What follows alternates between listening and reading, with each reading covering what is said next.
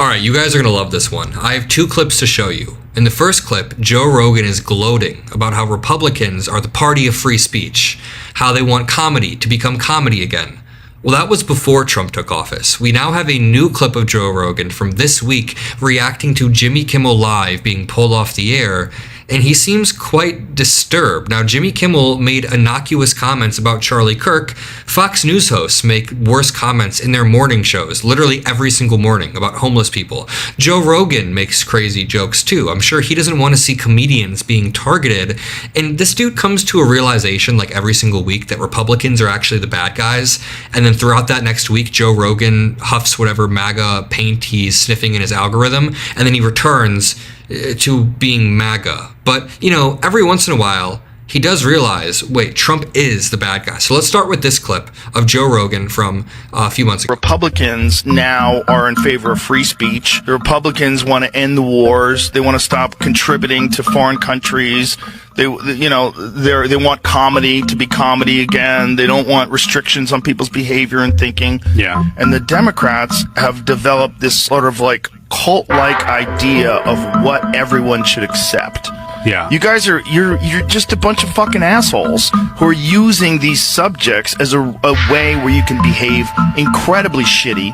Oh, so the Democratic Party is cult-like and behaves in an incredibly shitty way. I like how he's listing off all of these things. He said ending wars. He said they're in favor of free speech. Guess what? Trump has failed to end any war. Trump has reversed more free speech norms than any president in history, and Joe Rogan seems to be realizing this. Now, I do want to say, just because Jimmy Kimmel was put back on the air, it's a good thing.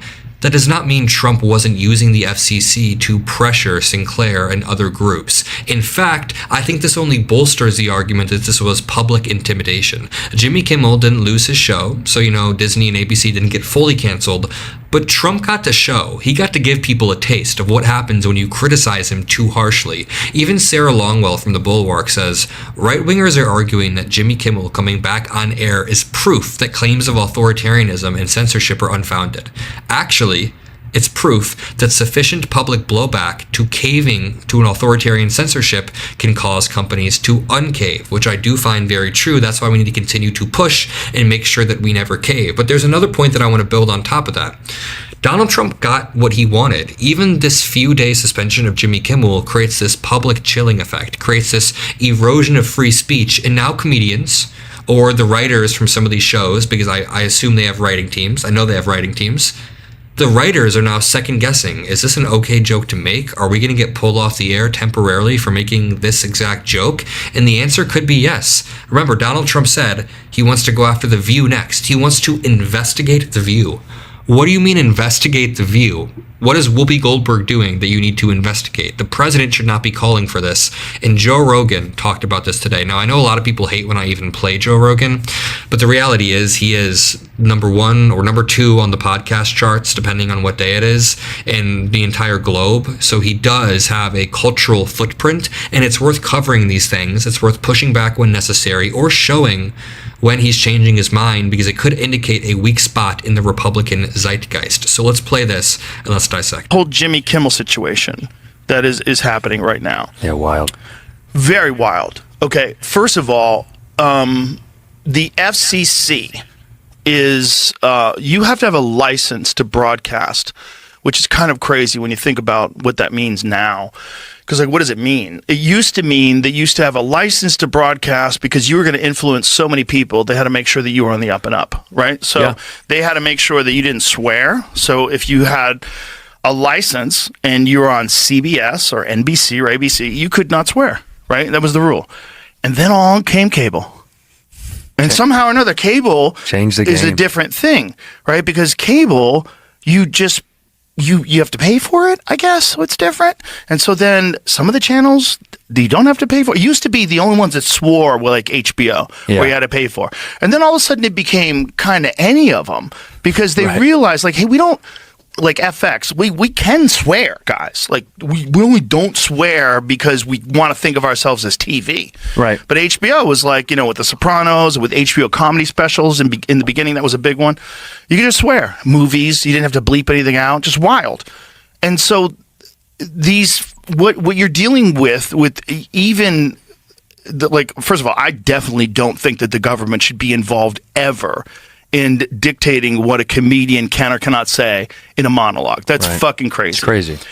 Now, if the problem is the companies, if they're being pressured by the government, so if that's real, and if people on the right are like, yeah, go get them, oh my God, you're crazy. You're crazy for supporting this, because this will be used on you. You don't think that the fucking globalist lizard people who run the world are sitting here going, great, what do we got, 3 years? We'll wait this out. We'll wait this out. Yeah. Let them say the government should be involved in censoring people's speech. Yeah. Let them support that. Let these fucking dumbasses, because Jimmy Kimmel's a leftist, let these dumbasses think it's a good idea and we should celebrate that. That's the most toxic shit.